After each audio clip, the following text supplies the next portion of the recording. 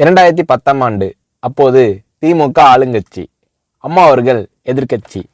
ஒரு பெரிய மிரட்டல் விடுத்து அம்மா அவர்களுக்கு எதிராக மதுரை மாவட்டத்தில் பல இடங்களில் போஸ்டர் ஒட்டியிருந்தார்கள்.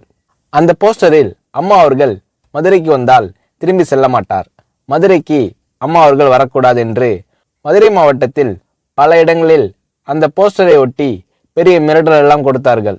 அதேபோல் ஜெயா டிவிக்கும் மிரட்டல் தொலைபேசிகள், மிரட்டல் கடிதங்கள் வந்து கொண்டிருந்தது.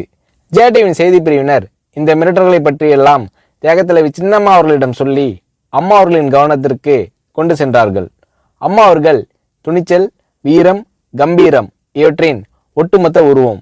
அதனால் புரட்சி தலைவி அம்மா அவர்கள், நான் மதுரைக்கு போய் தீருவேன், பொதுக்கூட்டத்தில் பேசியே தீருவேன், எது நடந்தாலும் எதிர்கொள்கிறேன் என்று சொல்கிறார்கள்.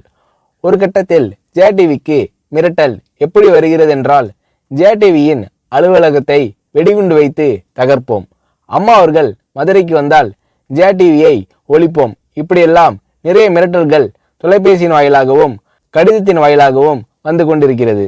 இந்த மிரட்டல்களை எல்லாம் கடந்து அம்மா அவர்கள் மதுரைக்கு சென்று பிரம்மாண்டமான பொதுக்கூட்டத்தில் லட்சக்கணக்கான மக்கள் மத்தியில் எழுச்சி உரையாற்றும் போது, ஒரு எதிர்க்கட்சியின் தலைவி என்ற முறையில் என்னை நீங்கள் மிரட்டுங்கள், ஒரு எதிர்க்கட்சியினை நான் நடத்துகிறேன் என்பதற்காக கழகத்தை மிரட்டுங்கள், ஜெயா டிவியை எதற்காக மிரட்டுகிறீர்கள், ஜெயா டிவியின் அலுவலகத்தை நீங்கள் தகர்ப்பீர்களா, ஜெயா டிவியை நீங்கள் ஒழித்து கட்டிவிடுவீர்களா, பார்க்கலாமா, ஜெயா டிவியை ஒழித்து கட்டிவிட்டால் என்னுடைய அரசியல் குரலை ஒழித்து விடலாம் என்று கனவு காணுகிறீர்களா, ஜெயா டிவி என் உயிருக்கும் மேலானது, நான் என்னுடைய உயிரை விட அதிகமாக நேசிப்பது, என்னுடைய அரசியல் கரமாக நான் போற்றி புகழ்வது, அதன் மேல் நீங்கள் கை வைப்பீர்களா, பார்க்கலாமா என்று எழுச்சி உரையாற்றினார் புரட்சி தலைவி அம்மா அவர்கள்.